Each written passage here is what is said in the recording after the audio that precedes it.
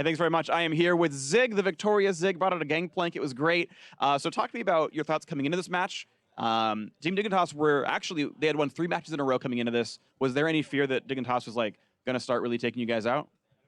Yeah, like the first time we played them in the season, we actually lost to them. So we came to this match like cautiously and preparing as much as we can, like thinking over draft, every situation. And yeah, I was definitely nervous coming into today. Game 1, I also had like some mouse issues too. So I was like, yeah, I was definitely shaky. But yeah, I'm glad we pulled out the win today. And everything started going up as the series went on. So it's good. Yeah, of course, you guys won. I thought you looked pretty good as well. I want to sort of talk about you as a player because coming into the split, everyone's like, ooh, P1 looks pretty good. And then Zig's here, right? And it's like, oh, he's a role player or something about that. And you've got people like Someday coming in, like maybe he's the best top player in the world. And I want to sort of ask you and have you talk about what your experience has been playing top lane in the LCS. You're up against, again, maybe the best top player in the world, and you clearly held your own. Yeah, this year last year there was a lot of imports too, but this year especially there was a lot more talk and a lot more hype like in the offseason about all the imports coming in. And yeah, I felt like early in the season I had to play a lot of catch up because last season I could just scrape by like playing blind pick, pull my lane type things. And now that there's like no lane swaps too, you pretty much are on your own and you have to like actually fight 1v1s and stuff. So yeah, I've just been trying to improve every day, and yeah, playing against the increased competition has helped out a lot too. So I'm just happy to be competing and improving every day.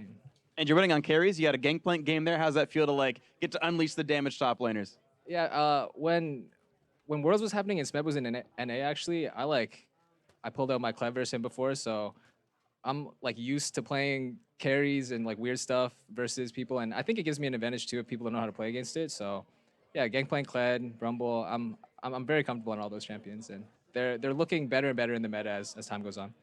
I want to know about Kled specifically. I believe you're still the only NA Kled right now. Why is this your champion? I actually, when Kled got released, I thought he was gonna be super broken because that was like one of the patches where Sivir and Karma were like permabanned, and it's just like people were running all these movement speed comps, right? And Kled R button is literally that, and you don't have to, like, you aim it, but it's like you don't steer it, right? Like Silent Ult. So I just thought he was gonna be broken, and so I practiced a lot of it, and the meta's finally in a spot where he's actually kind of useful versus some champions. So yeah, whenever I can, I try to pull him out. Well, thanks very much. I want to shift gears a bit. I want to talk about your jungler because Meteos has played several matches in a row now. I've actually seen Inori physically in the studio this week, so I want to ask you, what's this choice now going with Meteos, even though Inori clearly is here and seemingly available? Yeah, so Inori had to take a break for personal reasons the week before IEM, and we just ended up finding Meteos last minute, and he agreed to sub and just play scrims with us. So Inori came back into the week coming out of IEM break, and we already were using Meteos in scrim, so we just decided as a team to stick with Meteos, but it's still up in the air who we're gonna be using going forward. So it's just, I think they're both like good junglers, and our team will succeed with either of them anyway, so it's not a big issue in my mind. Fair enough. Final question for you. You're gearing up towards the end of the season now. You've got 6 matches left, then playoffs are seemingly secured for you guys. So tell me about sort of your aspirations. How far are you going in the playoffs? Are you going all the way to Vancouver? What's going on here? Yeah, I want to make finals, obviously, like go to Vancouver. I'm from Toronto, actually, and I went to the event at ACC. And Finals, right? yeah, the summer finals, and it was crazy. Like, just to play on stage there, the energy, like all the vibrations and stuff, I'd imagine it would be insane. So yeah, that's my goal, just play Vancouver, and hopefully not 3rd, 4th place match, but yeah, I mean, playing there would be sick, just, yeah, by itself. So. Fair enough. Thank you very much, Zig. Congrats on the win. We'll see you next week with some more games, and now let's send it back over to the analyst desk. Next week's competition. Thank you very much, Freak. And Zig being just a variety of champion player for P1 coming in, able to throw out the Kled, able to bring in the GP now, and he's just really been in a versatile position for the team to really look to if they need a carry, if it's not Ryu, as they said, doing it this game. Right, I mean, he's definitely someone who feels like it might be a little hard to prepare for him. He plays Kled the first 2 games. As soon as the Kled maybe not working out, he switches up over to the GP. You see Dignitas taking Shen because I think it's one of their best champions. They've had a lot of success on the Shen, and then, Zig's basically able to punish that pick. Yeah, I think he's the player that like you never want to spend bans for, but he's always going to be able to play well. That's why he's like a really, really good player to have on the team, because you don't have to invest a lot and you always know what you're going to get. Yeah, and I mean, when you look at the rest of the draft, though, it's definitely a little surprising. When we were talking about the P1 draft, it was like, this doesn't make a ton of sense in how the team comp works. Like, you have a lot of, like, pokey, engagey, or burst kind of things, like with GP and LeBlanc and Jhin, and then you just throw in, like, a tank. Yeah. With not much follow-up. It's like, what's going to defend the Jhin? Oh, it's going to be Lulu ulti, so I guess this comp only makes sense if the mid lane pops off, and the mid lane popped off really hard. So Yeah. we see comps like this work. Here's kind of a weird question. What just stops people from doing that comp then? If a lot of people would say, hey, that doesn't work, because they made it work, obviously with the scenario that it's came because to any be. comp works toward the mid late game if you snowball the early game. And what happened this Okay. game? Ryu just went off. Like, he Right. got the solo kill on mid lane. He is literally just like doing everything possible to like pressure. He split pushes. Yeah. Dignitas Let's doesn't actually have a bring good that solo answer. kill up on your screen if we can. Yeah, and then he's just doing it all for the team. He played so well. Yeah, I mean, Absolutely amazing. definitely what really got them their start in the early game. So this was just a really well-played solo kill where he takes a position that's really hard for Keen to walk back. Keen's trying to mess around the minions to dodge and bait out the LeBlanc chain, but Ryu just sits there and waits and autos him, and then once Keen finally steps out from the creeps, he hits the E and flashes early to make sure that he gets that kill. And Ryu, I don't even think he needed a flash to make sure that chain landed, but he did anyways because he knows this is the kill moment. So he knows exactly the look that he wants to go for. This matchup sucks for Zed before he gets like a couple levels or before he gets stabilized, like kind of near level 6. And so he just took an early advantage and just ran with it. Right, and off the back of that early advantage, we saw P1's bot lane rotate mid. They pressured really hard around 11 minutes into the game. And even though Dignitas' comp has a lot of tools, you have Rengar, Shen, Tom Kenchel, you have like a lot of ways of making plays. The thing that kept happening was P1 would group up and pressure, and Dignitas would blow all those cooldowns defensively, so they could never get their own plays going until later in the game. And then all of them were just focused on diving a GP, which doesn't really do much. Yeah, they over-focus on Sunday's lane, which is something that Dignitas tends to do. It's like, okay, if they're in a pressure situation, what do they do? Oh, let's depend on our top laner. Superstar top laner, he's really, really good. But in a lot of situations, that's not the best play to do. Like, they could either look to force on the mid lane, and really only Lulu's the only way they have to peel Jhin, or they could look to even maybe force on LeBlanc with Zed, because she's really far pushed up. Maybe you could chase her down the lane.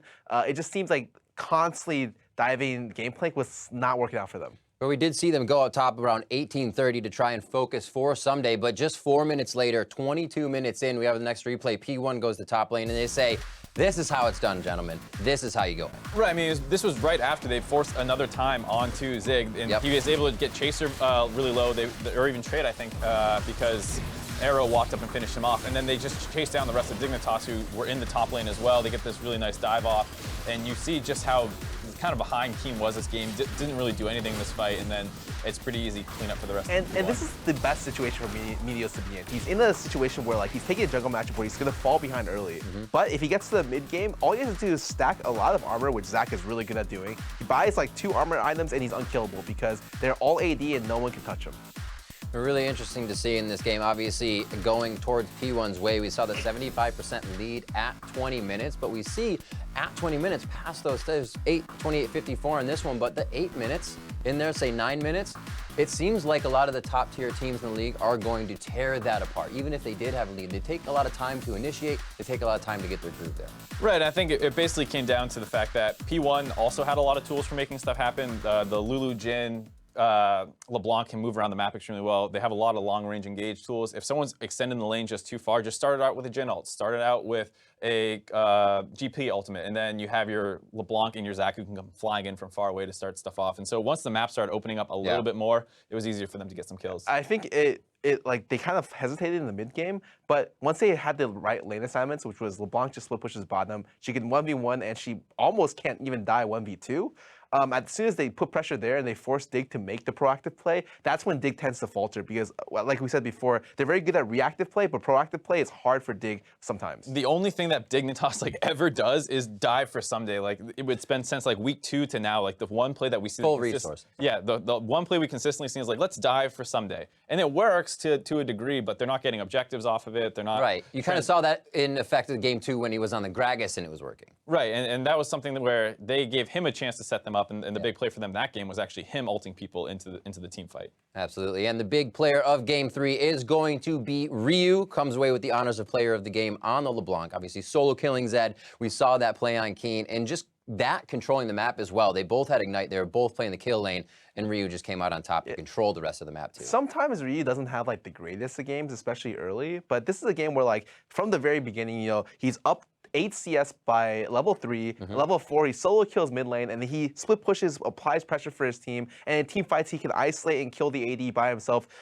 So I just think he did almost everything for his team this game, and he was able to follow through. Absolutely great stuff. So looking at how things are panning out, we did see obviously, oh, actually, no, I'm not going to say it. I don't want to spoil. Everybody said they would spoil the TSM CLG game. I'll let you watch it yourselves. But looking how this week panned out, we did see, I'm a nice guy.